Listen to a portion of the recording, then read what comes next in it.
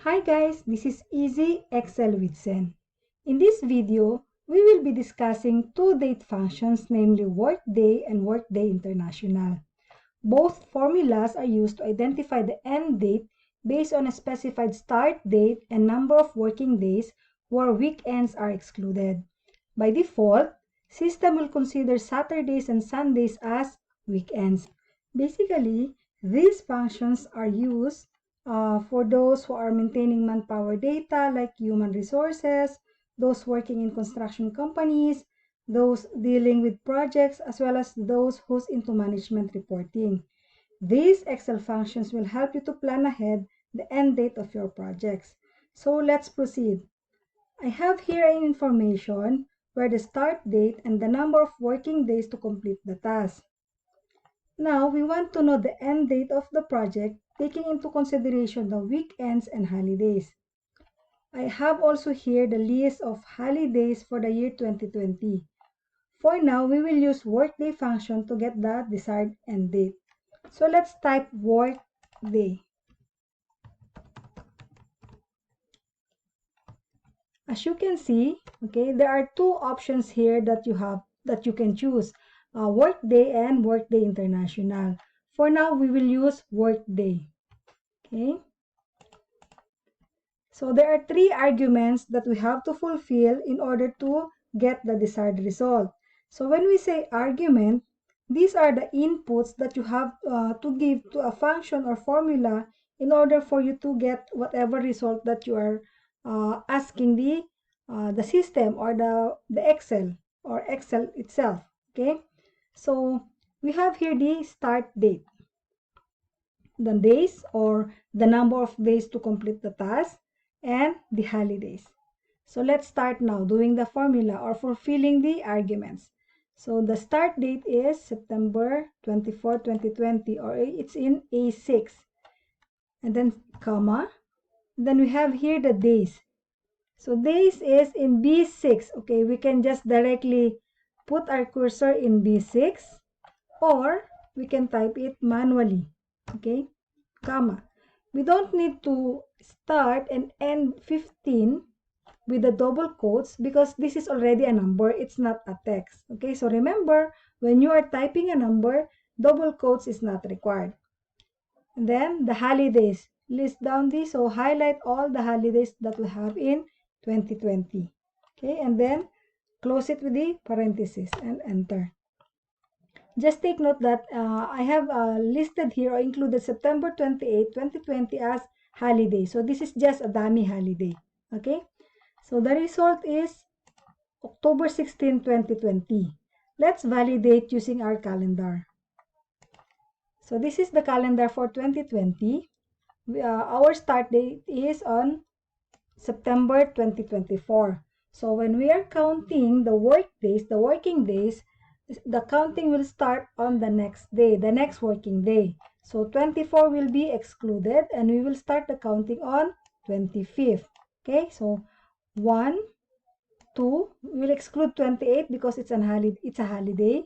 Okay, 3, then 4, 5, 6, 7, 8, 9, 10, 11, 12, 13, 14, 15.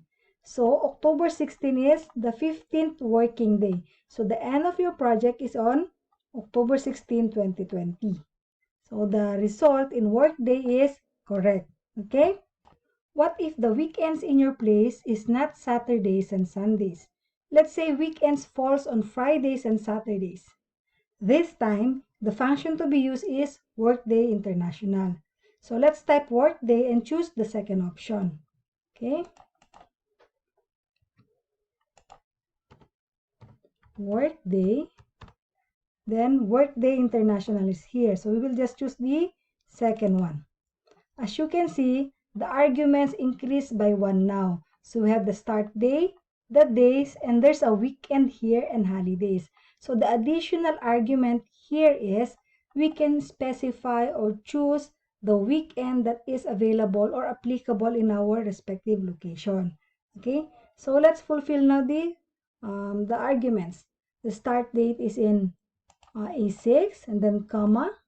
the number of working days is 15, okay, then comma, and then the weekends, we can choose weekends. So we said Friday and Saturday as weekends, so we'll just choose this Friday, Saturday, but it's up to you. You have selections here, variety of options here.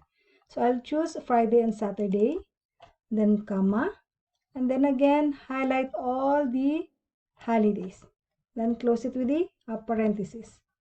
Now the end date is October 18, so the result is not same. Let's validate why, or let's check why the result is different now from Workday, from the result of the function Workday. So this is our calendar again. We said that the holidays or the weekends are Fridays and Saturdays. So our start day is 2024. So we will not count on 24th. Supposedly we are about to count on 25th. Okay, but 25th is our holiday. It's a Friday. So we will not start counting on 25th. Saturday we will not also count because it's the weekend. Now the counting will start on Sunday, 27. Okay, so 27. 28 is again holiday, so we'll exclude that. So start the counting on 27, 28, so 2, 29 is 2, 3, then 4, 5, 6, 7, 8, 9, 10, 11, 12, 13, 14, 15. So October 18 is the 15th working days. Okay, so is it correct? Yes, it gives us the correct end date, which is October 18, 2020. Now you know how to set or plan the end date of your projects or tasks using Workday and Workday International. The only difference of the two is the setup of weekends, where Workday will consider by default Saturday and Sunday as the weekends, whereas in Workday International, you can specify the applicable weekends in your location. So I've shown you that there are a variety of options where you can choose the weekend. So whichever is applicable in your location, use that or choose that particular weekends. Okay? So thank you and bye for now. God bless everyone.